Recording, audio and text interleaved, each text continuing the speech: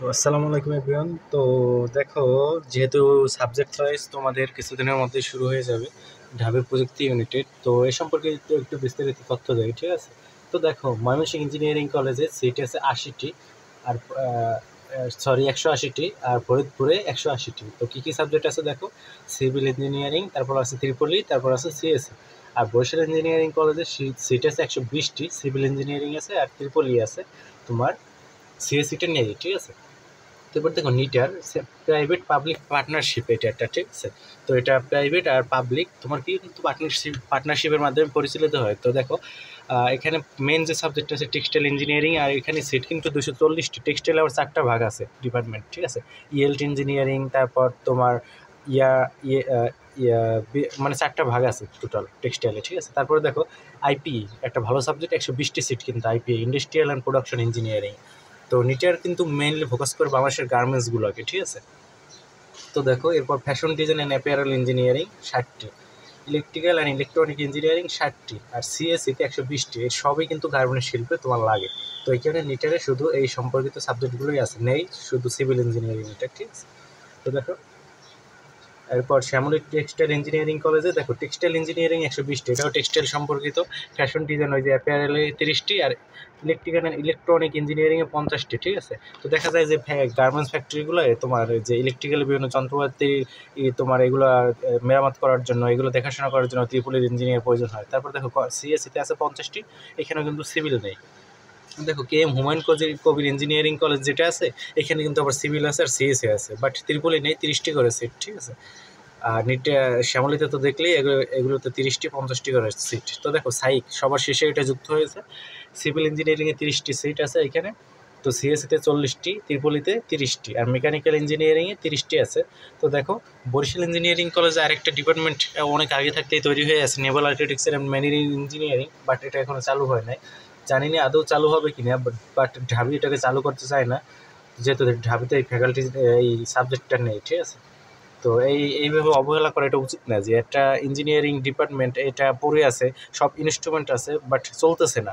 এটা একটা ব্যর্থতা সরকারের, ঠিক আছে? গভর্নমেন্টের একটা ব্যর্থতা। আবার বরিশাল ইঞ্জিনিয়ারিং কলেজে আরও 2টাই ডিপার্টমেন্ট হইতেছে, কার্যক্রম শুরু ইনশাল্লাহ হয়ে যাবে এর মধ্যে, তোমার সিএসসি আর মেকানিক্যাল ইঞ্জিনিয়ারিং, ঠিক আছে? আরও 2টি ডিপার্টমেন্ট, আর বিশ্ববিদ্যালয় হওয়ার পথে আরও এগিয়ে যাবে ইনশাল্লাহ বরিশাল ইঞ্জিনিয়ারিং কলেজ, যদি এই দুটি ডিপার্টমেন্ট হয়, বাট টাইম লাগবে, 5 থেকে 6 বছর তো তোমার টাইম লাগে। তো দেখো, এবার দেখো ময়মনসিংহ ইঞ্জিনিয়ারিং কলেজ কোথায়, দেখো এটা রহমতপুরে, ঠিক আছে? আর ডিপার্টমেন্ট তো বললামই। ফরিদপুর ইঞ্জিনিয়ারিং কলেজ ফরিদপুরে, এটা সরকারি। বরিশাল ইঞ্জিনিয়ারিং কলেজ বরিশালে, সরকারি, ঠিক আছে? আর নিটার দেখো 4 বছরে কত পরিমাণ টাকা লাগবে, দাঁড়াও আমি একটু জুম করে দেখাই তোমাদের। নিটারে দেখো 4 বছরের কোর্স ফি 4,85,000 টাকা, ঠিক আছে? এছাড়া এক্সট্রা আরও কিছু প্রয়োজন হলেও তোমাদের হতে পারে, ঠিক আছে? এখানে যদি লিখছে 4,85,000 বা 5 লক্ষের মতো যেতে পারে, ঠিক আছে টাকা। দেখো, সকল কোর্সের জন্য রেজিস্ট্রেশন ও পরীক্ষার ফি ব্যতীত, এই দেখো তোমার রেজিস্ট্রেশন ও পরীক্ষার ফি ব্যতীত কিন্তু লিখেই দিছে। তো তোমার শুধু কোর্স ও অন্যান্য ফি 4,85,000, এছাড়া তোমার রেজিস্ট্রেশন ও পরীক্ষার ফি দিতে হবে প্রায় 80,000 টাকার মতো। দেখা যায় যে প্রায় প্রায় 5 লক্ষ, 5.5 লক্ষের মতো টাকা চলে যাবে, ঠিক আছে? ঢাবিতে তো প্রায় আর প্রত্যেক সেমিস্টার 5,000 করে 6,000 করে টাকা নেয়, আর না হলেও তোমার 8 সেমিস্টারে 48,000 টাকা, ঠিক আছে? প্রায় 5.5 লক্ষের মতো টাকা এখানে যাবে। আর মাসিক যে হল খরচটা লাগে, এটা আমি বলে দিই। মাসিক হল খরচ, হলে থাকতে কোনো টাকা লাগে না, বিশেষ করে সরকারিগুলোতে। আর তোমার হলে মাসে 3,000 টাকা খাবার বাবদ খরচা হয়, ঠিক আছে?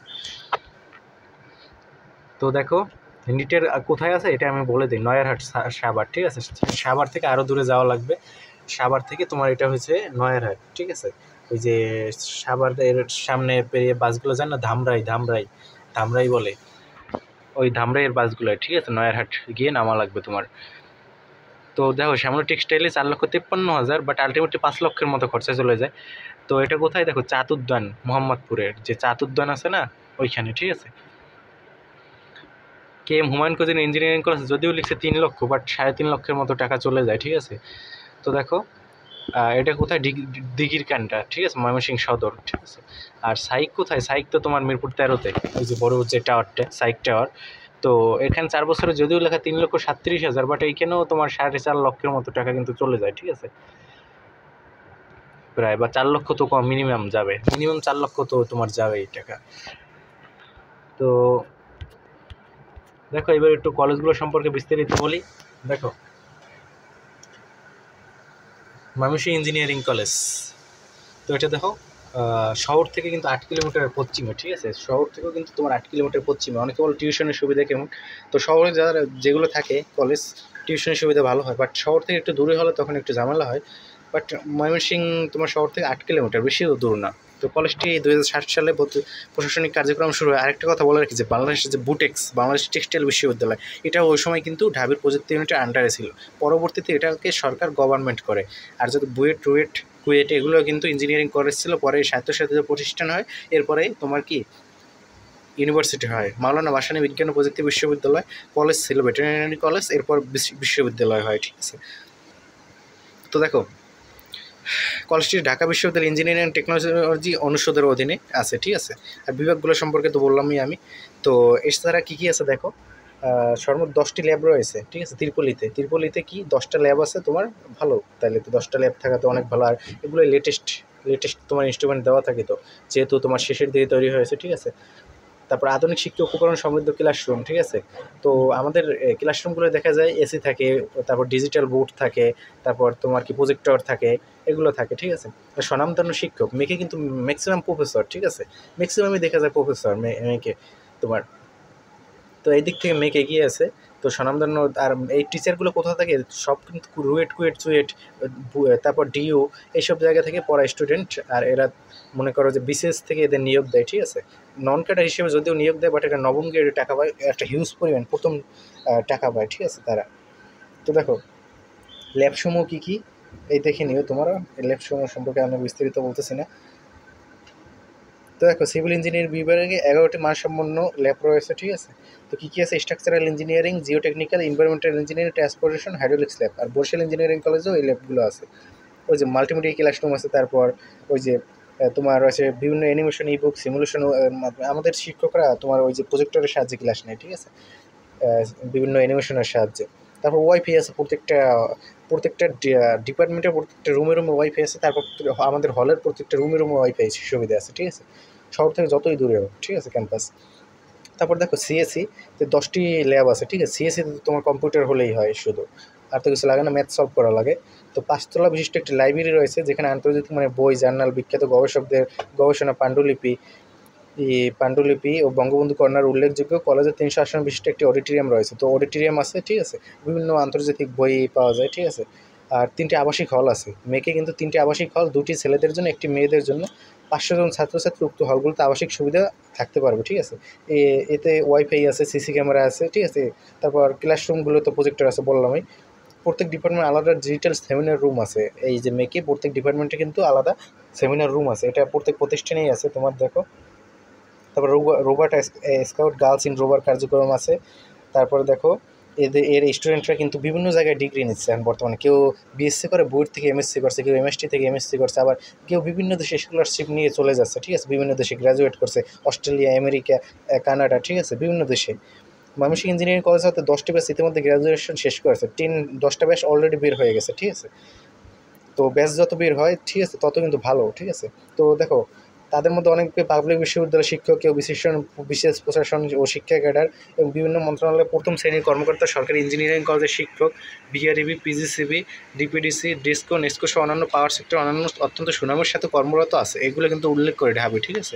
দেখো ময়মনসিংহ ইঞ্জিনিয়ারিং কলেজ হতে প্রতি বছরই উল্লেখযোগ্য গ্র্যাজুয়েট ঢাকা বিশ্ববিদ্যালয়, বাংলাদেশ প্রকৌশল বিশ্ববিদ্যালয়, ইউরোপের বিখ্যাত Erasmus Mundus global Korea scholarship সহ অন্যান্য ফুল ফান্ডের স্কলারশিপ নিয়ে USA, Korea, Italy, Germany, Japan, Finland, Australia, Canada, ইউকের মতো দেশগুলো ওয়ার্ল্ড র্যাঙ্কিংয়ের শীর্ষে থাকা বিশ্ববিদ্যালয়গুলোতে উচ্চশিক্ষা ও গবেষণা করার সুযোগ পাচ্ছে, ঠিক আছে, রিসার্চের কাজ, পিএইচডি করার জন্য তারা কিন্তু, ঠিক আছে। তো দেখো এছাড়াও আধুনিক বিজ্ঞান চিন্তার জন্য বিজ্ঞানের প্রকৌশল ভিত্তিক আলফা সায়েন্স ল্যাব, ঠিক আছে, বিভিন্ন ল্যাব আছে বিভিন্ন, তারপর ক্লাব থাকে এগুলোতে, ঠিক আছে, সায়েন্স ক্লাব, তারপর বিভিন্ন।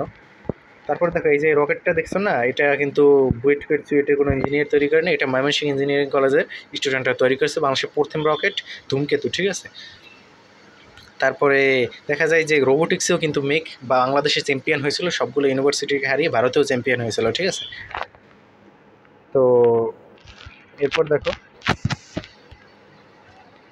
এই যে robotics debating society, debating club আছে, ডিবেটিং সোসাইটি আছে, রিটেন কমিউনিটি আছে, ডিবেটিং ওই যে বললামই, কলেজ প্রোগ্রামিং ক্লাব আছে, college career club, college film and photography club.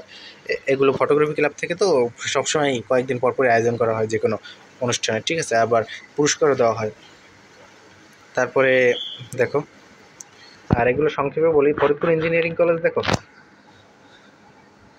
Bangladesh সরকারের শিক্ষা মন্ত্রণালয় কারিগরি ও মাদ্রাসা শিক্ষা বিভাগের অন্তর্ভুক্ত কারিগরি শিক্ষা অধিদপ্তরের একটি সরকারি ইঞ্জিনিয়ারিং কলেজ। ফরিদপুর শহর থেকে মাত্র 2.7, এটা কিন্তু অনেক কাছে শহর থেকে, ঠিক আছে। তো টিউশনের সুবিধাও ভালো এদিক থেকে বলা যায়। তো 2010 খ্রিস্টাব্দে 5 একর জায়গা জুড়ে কলেজ প্রতিষ্ঠিত হয়, ঠিক আছে। তো দেখো 5 একর ফরিদপুর, ঠিক আছে, বাট বরিশাল ইঞ্জিনিয়ারিং কলেজ কিন্তু 8 একর জায়গা জুড়ে, ঠিক আছে। কিন্তু কলেজের একাডেমিক কার্যক্রম 13 সাল থেকে শুরু হয়, 2013 সাল থেকে এটা শুরু হয়। এটা ওই যে প্রযুক্তি ইউনিট ঢাবির ইঞ্জিনিয়ারিং অ্যান্ড টেকনোলজি অনুষদের অধীনে। তো শিক্ষার্থীর সংখ্যা বললাম, 10টি ভবন আছে নয়াবিরাম ডিজাইনে, 5 তলা বিশিষ্ট 2টি আবাসিক ছাত্র হল আছে, একটি আবাসিক ছাত্রী হল আছে, তাইলে হল আছে 3টে, ঠিক আছে। খেলাধুলা, বিনোদন, বিতর্ক ক্লাব সহ অন্যান্য সুযোগ সুবিধা আছে এখানে। এছাড়া আছে কি দেখো, মাল্টিপারপাস ভবনও রয়েছে, সমৃদ্ধ লাইব্রেরি, ফ্রি ইন্টারনেট সুবিধা, তারপরে দেখো অডিটোরিয়াম, ঠিক আছে, তারপরে ছাত্রছাত্রীদের কমন রুম, ঠিক আছে, কনফারেন্স হল, এগুলো থাকবে। এই যে রোভার স্কুট বললাম, যে মসজিদ আছে একটা 5000 বর্গফুট মিটারের একটি আকর্ষণীয় মসজিদ, ঠিক আছে। তারপরে কী কী আছে দেখো, 2018 সালে এটি ফরিদপুর জেলার সর্বশ্রেষ্ঠ প্রতিষ্ঠান হয়। তারপরে দেখো 2018 সালে কিন্তু এখানে সিএসসি চালু হয়, এর আগে 13-14 সাল থেকে সিভিল আর ত্রিপলি চালু হয়ে আসছিল, ঠিক আছে। এর মধ্যে 98%ই কিন্তু তারা সফলতার সাথে পরীক্ষায় উত্তীর্ণ হয়। আমাদের সিজি কেমন থাকে দেখো, সিজি 3.98, 3.83 এরকম থাকে হাইয়েস্ট। তো যদি পড়াশোনা করো চাইলেই তুমি পারবা, ঠিক আছে। তো সিভিলে 11টি ল্যাব আছে, ভালো ভালো ল্যাব। তো দেখো ত্রিপলি বিভাগ, সিএসসি বিভাগ সম্পর্কে জেনে নেবে, বিভিন্ন ল্যাব আছে। সিএসসি তো কম্পিউটার মূলত সব কিছু। তো দেখো বিভিন্ন রিসার্চ ক্লাব আছে, ঠিক আছে, inter programming contest, research and innovation centre. তারপরে দেখো লাইব্রেরি আছে, লাইব্রেরি কিন্তু একের অধিক লাইব্রেরি থাকে। তো মাল্টিপারপাসে একটা লাইব্রেরি থাকে। তারপরে দেখো তোমার ডিপার্টমেন্টে আলাদা লাইব্রেরি থাকবে, তোমার আলাদা রিডিং রুম থাকবে, মাল্টিপারপাসে আলাদা রিডিং রুম থাকবে, তুমি চাইলেই পড়তে পারবা সেখানে গিয়ে। তো বরিশাল ইঞ্জিনিয়ারিং কলেজ 17-18 সেশন থেকে সিভিল আর ত্রিপলি নিয়ে শুরু হয়। এটা 8 একর জায়গার উপর, শহর থেকে 13 কিলোমিটার পূর্বে, ঠিক আছে। বাট এটা একটু দূরে শহর থেকে, ভোলা মহাসড়কের পাশে অবস্থিত। নদী আছে, তোমার একটা নদী পের হওয়া লাগে। তো টিউশনের সুবিধা কম বলা যায়, অনেক, মানে টিউশনির পরিমাণ প্রচুর পরিমাণে কম। তো বাট প্রতিষ্ঠান ভালো, 120 জন স্টুডেন্ট ভর্তি হতে পারবে। একটা প্রশাসনিক ভবন আছে, একটা মাল্টিপারপাস, একটা সিভিল, একটা ত্রিপলি, একটা Naval architecture and marine engineering ভবন আছে। বাট ওটা কিন্তু এখনও তোমাদের চালু হয়নি, ঠিক আছে। তো আর হল আছে, ছেলেদের জন্য আছে দেখো হল আছে, মেয়েদের জন্য হল আছে, ঠিক আছে। হোস্টেলে 400 জন, ছাত্রী হোস্টেলে 100 জন, সর্বমোট 500 জন ছাত্রছাত্রী থাকতে পারে। তারপর হলে কিন্তু কোনো এখানে সংকট হয় না, ঠিক আছে। কম্পিউটার ল্যাব আছে, রিসার্চ সেন্টার আছে, সার্ভার রুম, ছাত্রছাত্রী শিক্ষক পড়াশোনার জন্য একটি সমৃদ্ধ লাইব্রেরি আছে। তারপরে ত্রিপুলি বিভাগে 8টি, সিভিল ইঞ্জিনিয়ারিং 9টি সমৃদ্ধ ল্যাব আছে, ঠিক আছে। তারপরে দেখো নিটের যদি আসি, এটা পাবলিক প্রাইভেট পার্টনারশিপ। তো দেখো এই সম্পর্কে, প্রাইভেটগুলো সম্পর্কে আরেকদিন একটা ভিডিওর মধ্যে ইনশাল্লাহ বলবো, লেন্দি হয়ে যাচ্ছে ভিডিওটা। তো ভালো থাকবে সবাই।